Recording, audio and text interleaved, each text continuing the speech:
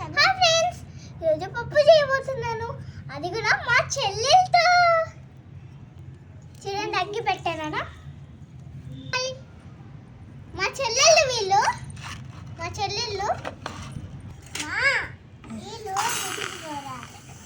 పప్పు అండి నేను చేయబోయేది. ఇప్పుడు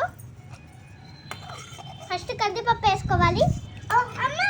ఫస్ట్ కందిపప్పు వేసుకోవాలి, మళ్ళీ ఎండుమిర్చి తుంచి వేసుకోవాలి.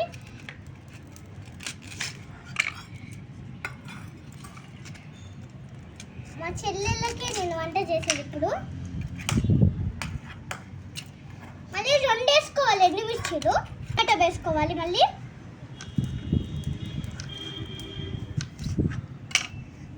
నేను 4 ముక్కలుగా కోసుకున్నానండి.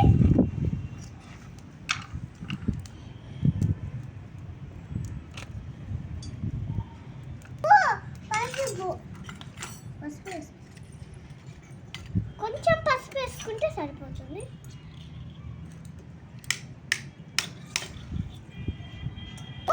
ఈరోజు పప్పు దోశ చేయబోతున్నాను.